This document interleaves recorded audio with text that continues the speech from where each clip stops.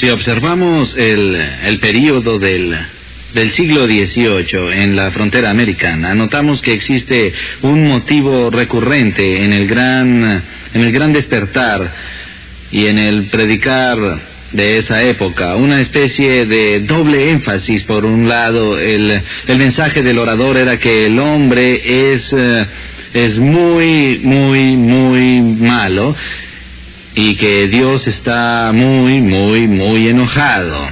En otras palabras, se ponía tanto énfasis sobre la pecaminosidad del hombre y la ira de Dios, que algunos han llamado la teología del temor a lo que dominó este periodo. Entonces, en el siglo XIX, vemos una reacción dramática en contra de ese tipo de concepto en la prédica.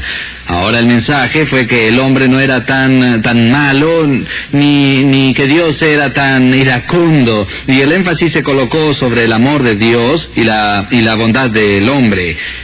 Al cambiar el siglo, al principio del siglo XX, se produjo una respuesta a esa reacción. En el continente, en el mundo de la teología, con el advenimiento de una teología llamada teología de la crisis. Se llamó teología de la crisis porque había tomado prestado el término del griego crisis, que significa juicio. Estos teólogos del continente dijeron que si íbamos a tomar en serio el retrato bíblico de Dios, debíamos, una vez más, tomar seriamente lo que la Biblia dice sobre la ira de Dios.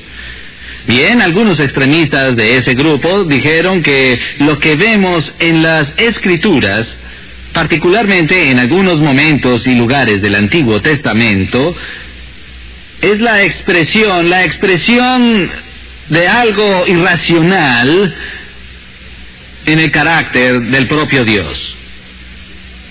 En otras palabras, dijeron esto: sí, nosotros pudimos ver indudablemente la manifestación de la ira de Dios en las páginas del Antiguo Testamento, pero esa ira no es tanto una manifestación de la justicia ni la santidad de Dios como una manifestación de un defecto en el carácter de Dios. Mis hermanos, hay muchos teólogos, créanlo o no, que hablan del lado oscuro de Jehová, diciendo que reside dentro de Dios un elemento demoníaco. Y este aspecto demoníaco de Dios se manifiesta, se expresa a través de sus demostraciones súbitas e infundadas de la ira arbitraria, caprichosa y antojadiza.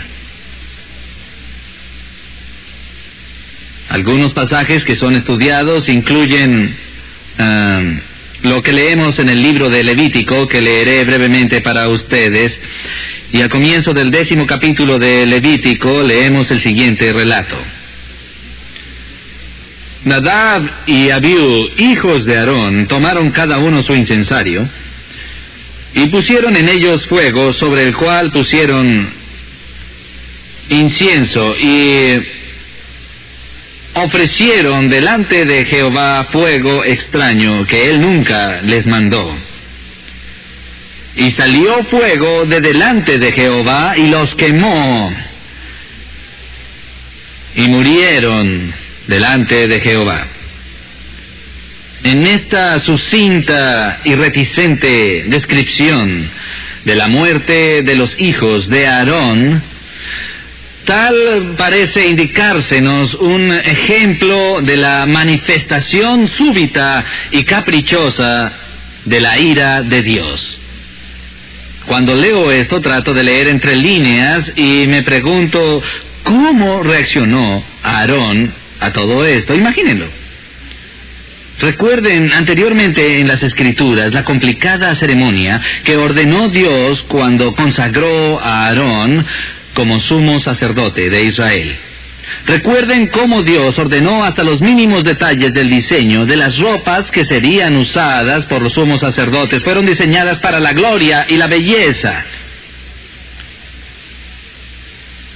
Y podemos imaginar cómo se sintió Aarón cuando vio a sus propios hijos consagrados al sacerdocio. He aquí que estos jóvenes sacerdotes hicieron algo que no sabían muy bien qué era, pero de alguna manera llegaron ante el altar e hicieron lo que los jóvenes pastores suelen hacer: prueba y error, experimentación e innovación. Hicieron algo así como una travesura adolescente. Y mientras jugaban en su trabajo con cierto grado de inmadurez, sin previo aviso y sin reproche, al ofrecer este fuego extraño en el altar, ¡pum!, Dios los fulminó instantáneamente. ¿Se imaginan a Aarón? Él va a Moisés y le dice: ¿qué sucede aquí? ¿Qué clase de Dios es este? Después de que dedico mi vida entera al sacerdocio y al servicio de Jehová, ¿qué es lo que he conseguido? Así se lleva a mis hijos por una pequeña transgresión. ¿Qué clase de Dios es este? Escuchen lo que dijo Moisés.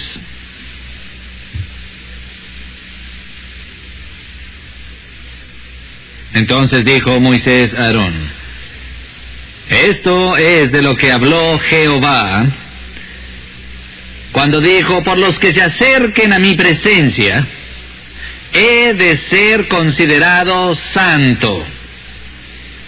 Y a la vista de todo el pueblo, seré honrado por ellos. Y entonces vemos estas palabras: y Aarón cerró su boca. Por supuesto que Aarón cerró la boca.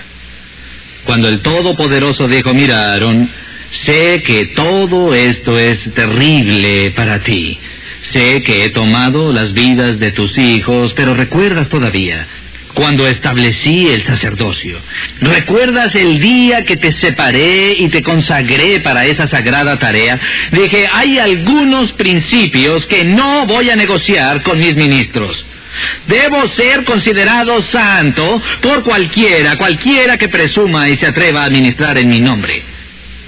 Y ante el pueblo, debo ser tratado con reverencia. Cuando Dios habló, Aarón cerró la boca. Pero hay otros casos como ese, ¿no es así? Una de las historias más escalofriantes del Antiguo Testamento es la historia de Usa el Coatita. Todos la conocen, ¿no es verdad? Lógicamente, todo erudito en las Escrituras debe recordarla.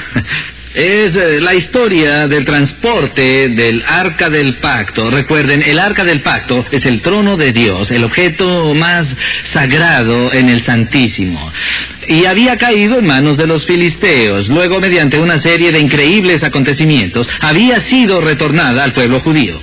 Y había sido guardada por un tiempo hasta que llegara el momento apropiado para que el Arca del Pacto fuera retornada a su lugar original en el altar. Y David ordenó una celebración y que el Arca del Pacto fuese transportada a la ciudad. Y el pueblo se alineó en las calles y cantaba y bailaba mientras observaba la procesión del trono de Dios frente a ellos. Se nos dice que el Arca del Pacto fue transportada por medio de un carro tirado por bueyes. En la Biblia dice que a medida que el carro avanzaba por la calle, los coatitas caminaban a su lado protegiéndola y observándola, y entre ellos estaba Usa. En medio de la procesión, uno de los bueyes tropezó, y el carro comenzó a ladearse, a caer, y parecía que este objeto santo de Israel estaba a punto de resbalar del carro y caer en el barro y ser mancillado. Así que instintivamente, involuntariamente, Usa estiró su brazo para sostener el arca y para asegurarse de que este trono de Dios no cayera en el barro. ¿Y qué pasó? Los cielos se abrieron y una voz bajó y dijo: ¡Gracias, Usa! No. En el instante en que Usa tocó el arca de la alianza de Dios, Dios lo fulminó. Leí un currículum de la escuela dominical en una de las denominaciones para las cuales trabajaba.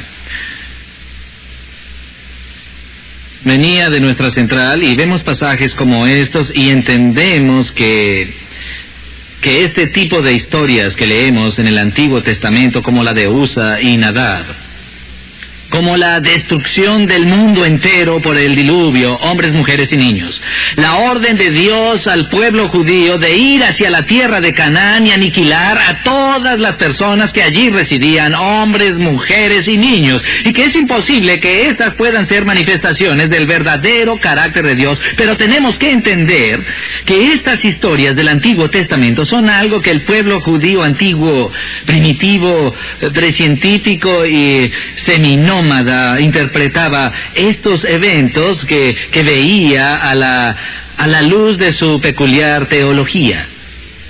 Probablemente lo que pasó es que Usa tuvo un ataque cardíaco y un escritor judío atribuyó la causa de su muerte a una expresión inclemente de la feroz ira de Dios. En otras palabras, era impensable para los autores de este currículum que Dios mismo hubiese tenido algo que ver con la muerte de Usa.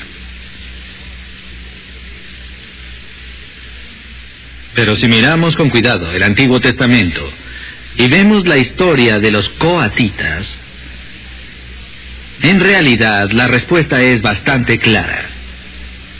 Recuerden que en el Antiguo Testamento se dio cierta división de tierra y tareas a las 12 tribus de Israel, y la tribu de Leví fue separada por Dios como familia que sería responsable del sacerdocio y los importantes asuntos del templo y la educación y demás.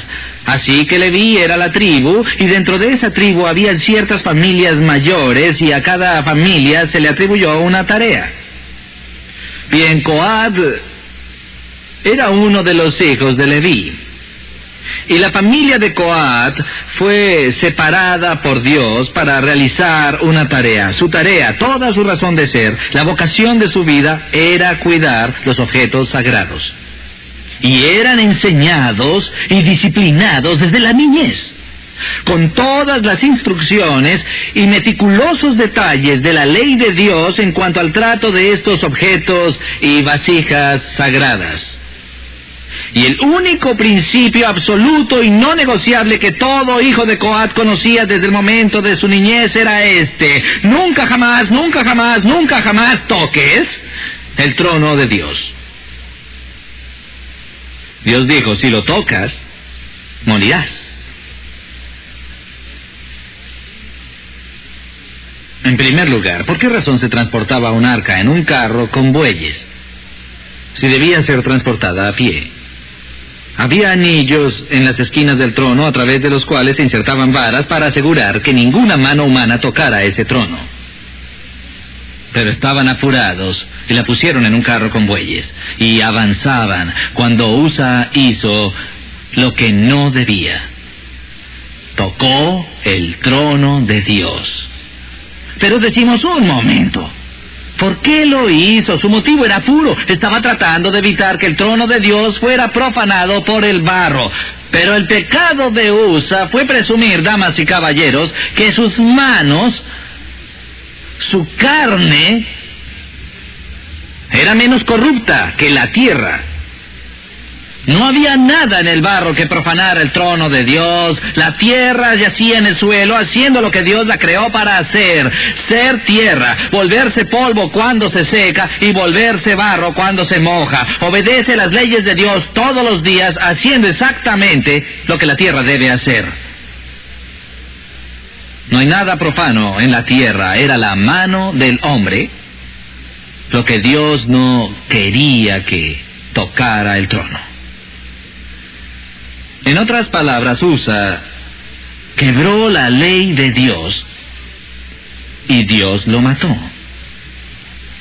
Pero aún me pareciera que esta es la manifestación de un castigo inusual y cruel. Si miran, por ejemplo, en el Pentateuco y ven la lista de crímenes capitales que se penalizan en Israel, hay más de 30 ofensas por las cuales Dios mandaba la pena de muerte entre los judíos.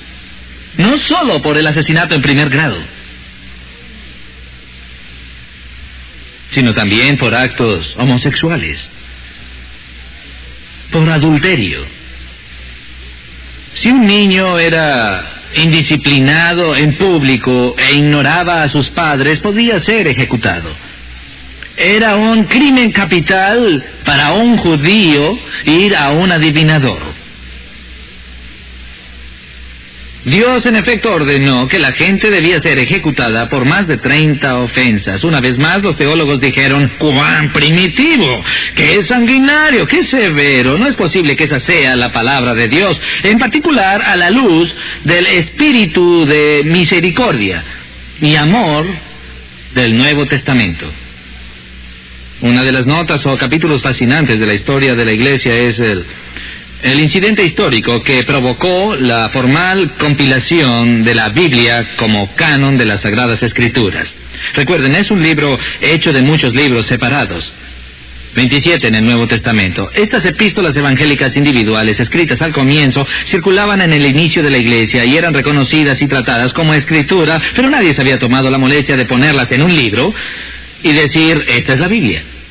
Hasta que un hombre de nombre Marción lo hizo y produjo la primera edición formal de la Biblia, el primer canon de las Santas Escrituras. Un canon muy extraño. El Antiguo Testamento estaba ausente y la mayoría de los evangelios estaban ausentes.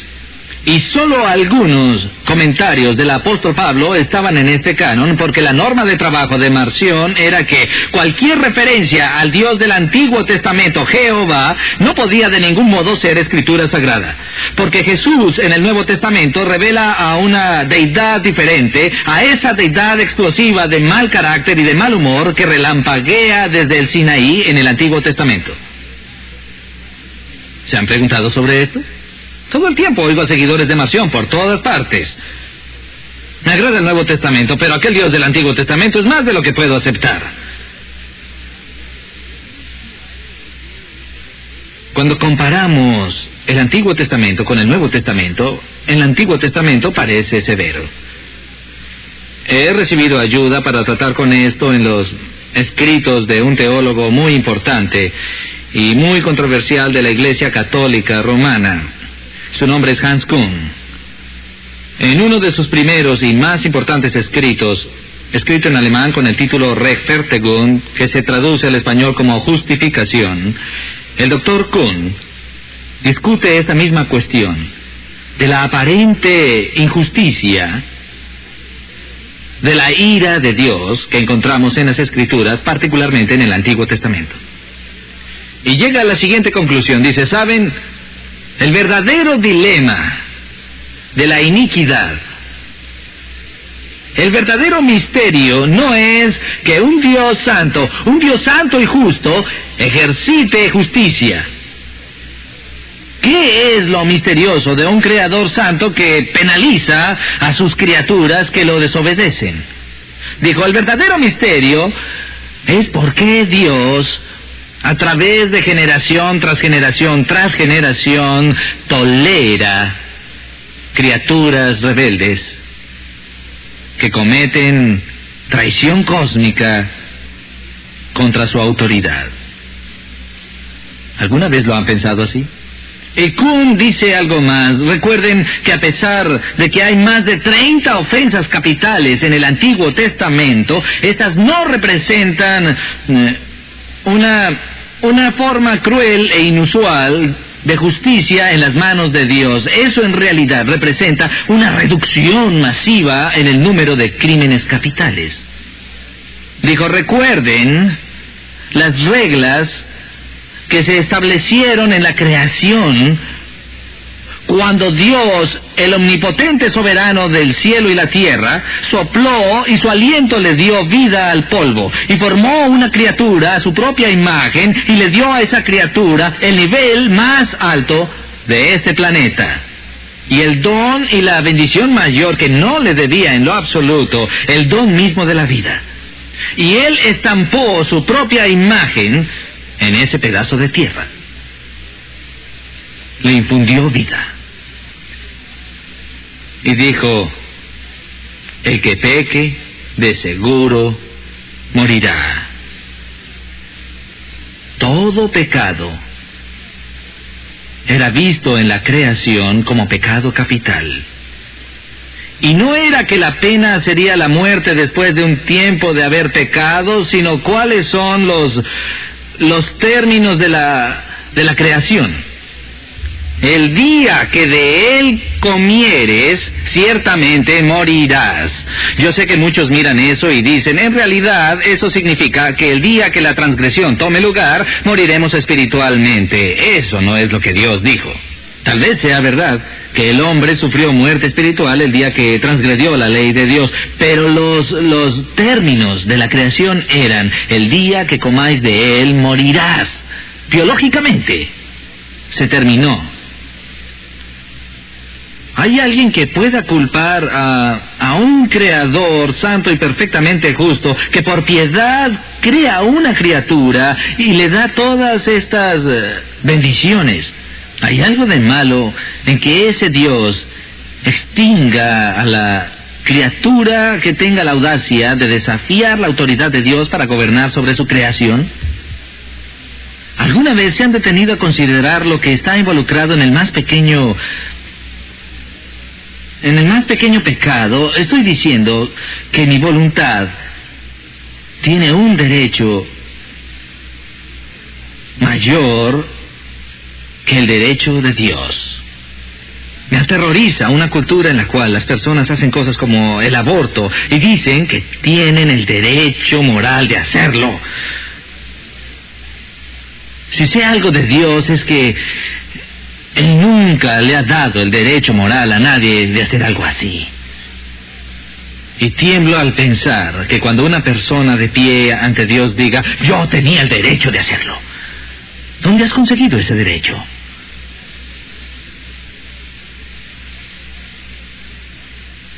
O algo más pequeño, olvidemos el pecado grande como el aborto, el pecado más pequeño que denominamos pecadillo. Cuando lo cometo, desafío la autoridad de Dios. Insulto la majestad de Dios. Estoy retando la justicia de Dios.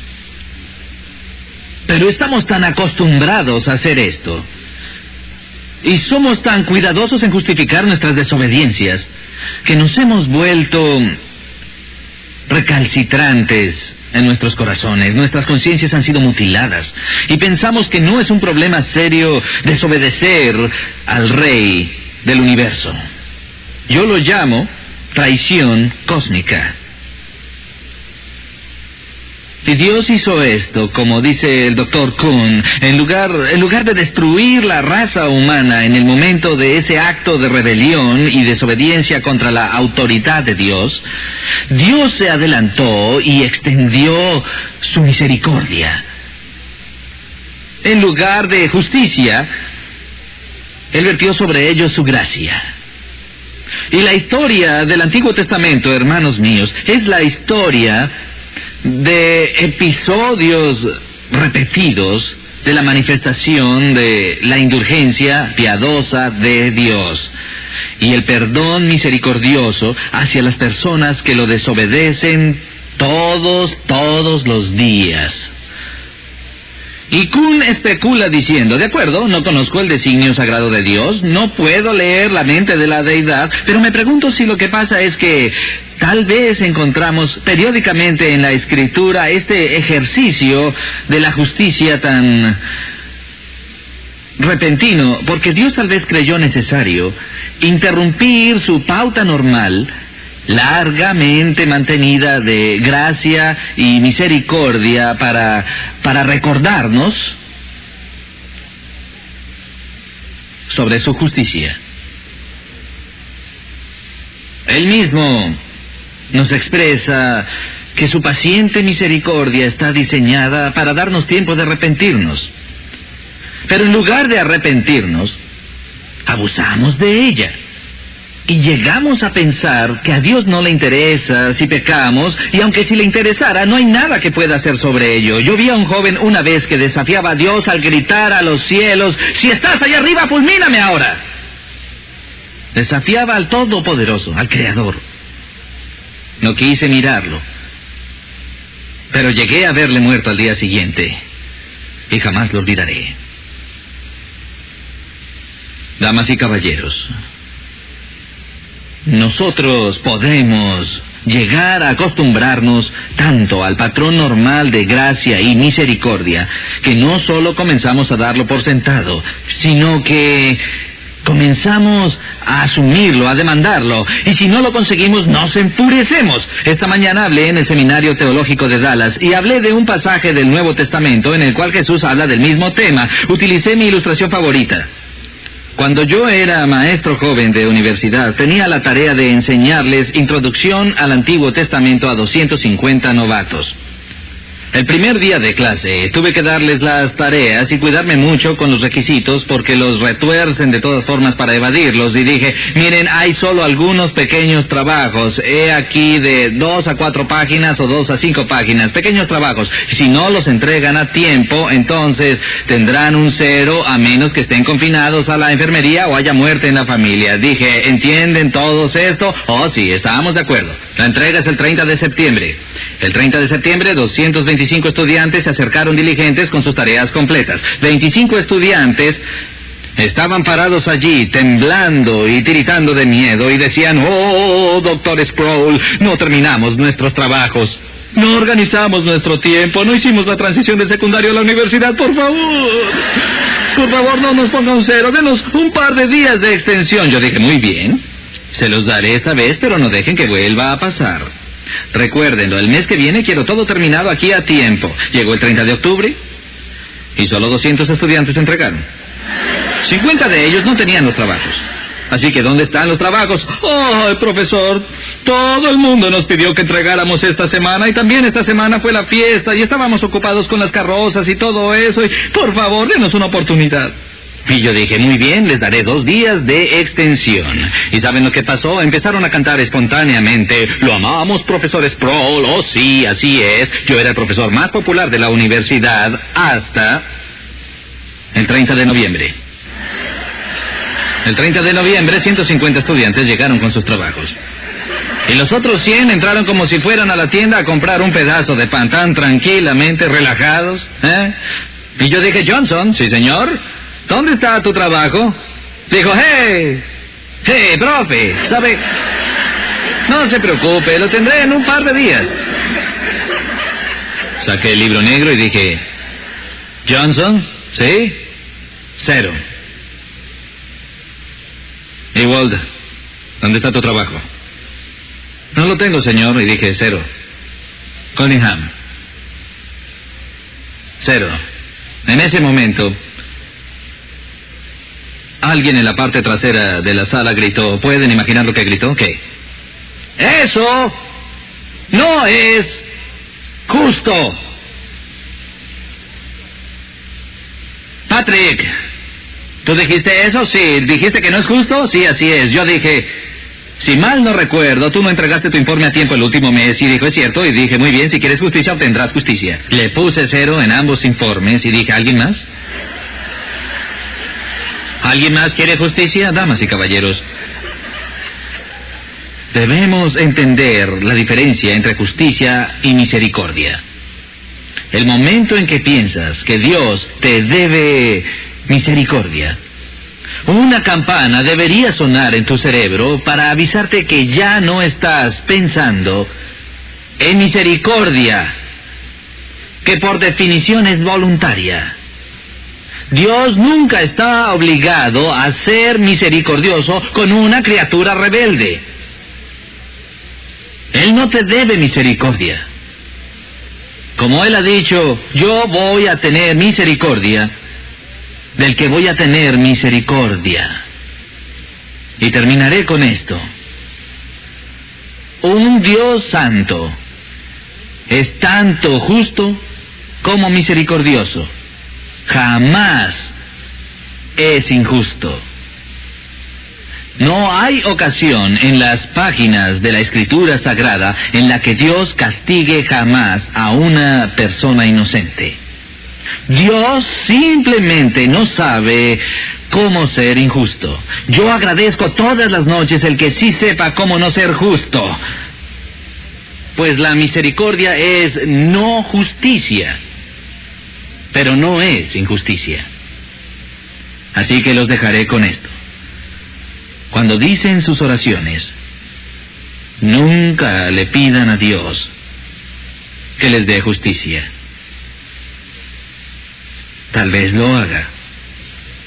Y si Dios tratara con nosotros de acuerdo a la justicia, pereceríamos tan rápido como Nadab, Abiú, Usa o Ananías y Zafira en ambos testamentos.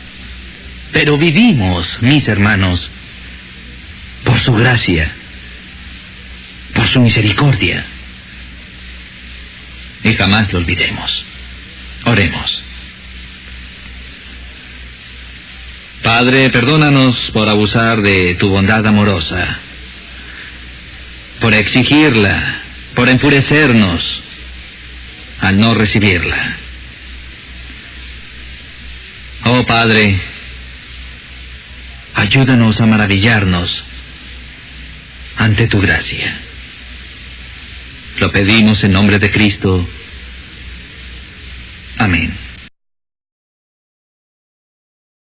Teología de la crisis. Se llamó teología de la crisis porque había tomado prestado el término del griego crisis, que significa juicio. Estos teólogos del continente dijeron que si íbamos a tomar en serio el retrato bíblico de Dios, debíamos una vez más tomar seriamente lo que la Biblia dice sobre la ira de Dios. Bien, algunos extremistas de ese grupo dijeron que lo que vemos en las Escrituras, particularmente en algunos momentos y lugares del Antiguo Testamento, si observamos el período del siglo XVIII en la frontera americana, notamos que existe un motivo recurrente en el gran despertar y en el predicar de esa época, una especie de doble énfasis. Por un lado, el mensaje del orador era que el hombre es muy, muy, muy malo y que Dios está muy, muy, muy enojado. En otras palabras, se ponía tanto énfasis sobre la pecaminosidad del hombre y la ira de Dios, que algunos han llamado la teología del temor a lo que dominó este periodo. Entonces, en el siglo XIX, vemos una reacción dramática en contra de ese tipo de concepto en la prédica. Ahora el mensaje fue que el hombre no era tan malo, ni que Dios era tan iracundo, y el énfasis se colocó sobre el amor de Dios y la bondad del hombre. Al cambiar el siglo, al principio del siglo XX, se produjo una respuesta a esa reacción. En el continente, en el mundo de la teología, con el advenimiento de una teología llamada la expresión de algo irracional en el carácter del propio Dios. En otras palabras, dijeron esto: sí, nosotros pudimos ver indudablemente la manifestación de la ira de Dios en las páginas del Antiguo Testamento, pero esa ira no es tanto una manifestación de la justicia ni la santidad de Dios como una manifestación de un defecto en el carácter de Dios. Mis hermanos, hay muchos teólogos, créanlo o no, que hablan del lado oscuro de Jehová, diciendo que reside dentro de Dios un elemento demoníaco. Y este aspecto demoníaco de Dios se manifiesta, se expresa a través de sus demostraciones súbitas e infundadas de la ira arbitraria, caprichosa y antojadiza. Algunos pasajes que son estudiados incluyen